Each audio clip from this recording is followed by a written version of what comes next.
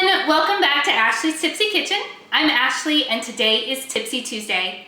So for today's Tipsy Tuesday, we'll be making a Paloma. Now this is perfect for the summertime because it's got tequila, it's got fruit juice, it's refreshing and wonderful. I think you'll really like it. So the first thing that we're going to do is we're actually going to make our garnish. So we're going to be rimming our glass with a citrus sugar. It's super simple to make. All you do is take about 1/3 of a cup of regular granulated table sugar, and you're going to add to it the zest of the fruits that we'll be using today. So the pink grapefruit and the lime. And this is going to actually bring some needed sweetness to the drink as well as reinforce those great citrus flavors. So to make this, you are going to take just a regular zester and you're going to add the zest of your limes. Now you just want to run the flesh against the grates, and that's going to take off just the colored part. You don't want to go any lower than that because that's going to be really bitter once you hit the pith.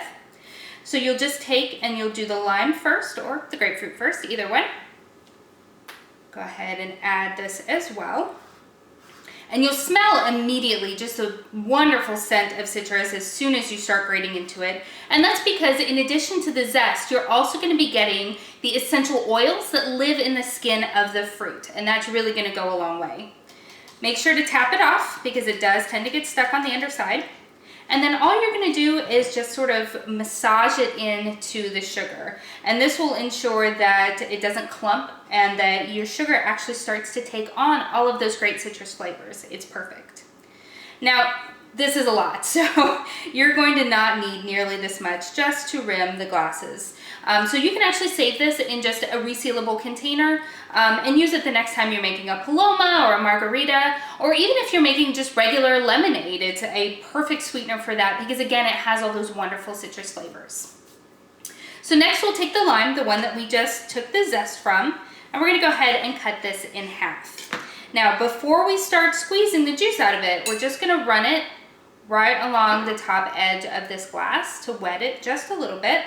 And then we're going to dip it in this sugar. See? How pretty is that? Now again, before we go and squeeze the lime out, we're also going to cut just a little wheel of it off. And we'll use this later. We'll use this as our garnish. That way we're not having to waste an entire lime just to make it look pretty. So into our mixing tin, we are going to squeeze the juice of this whole lime.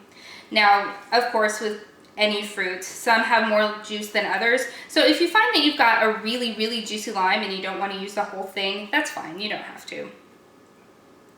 Go ahead and just squeeze it all in there. This is actually a really good one. And I am making a mess. Be careful, they do spit. Perfect.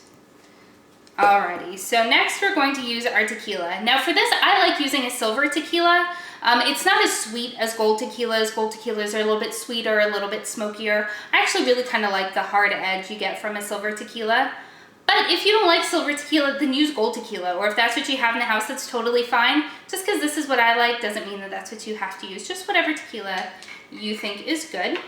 And in this, we're going to use 1 ounce of tequila.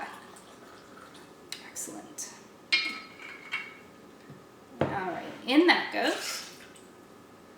And then we're going to use the grapefruit juice. Now I like just straight up 100% pink grapefruit juice. I like that it's very tart. However, if you don't, they make juice blends that are going to be a little bit on the sweeter side that aren't going to be quite as hit you in the face. And if you like that, again, use what you like. I'm not in your kitchen and I'm not going to tell you no. So we're going to use 3 ounces. Go ahead and pour that in as well. So you might notice that I'm doing all of this in a tin instead of in the glass. And I'm doing this because we've already made the rim so pretty. We don't want to try to build and stir and do all these things in the glass because we'll mess it up. So I'm doing it all in a mixing tin.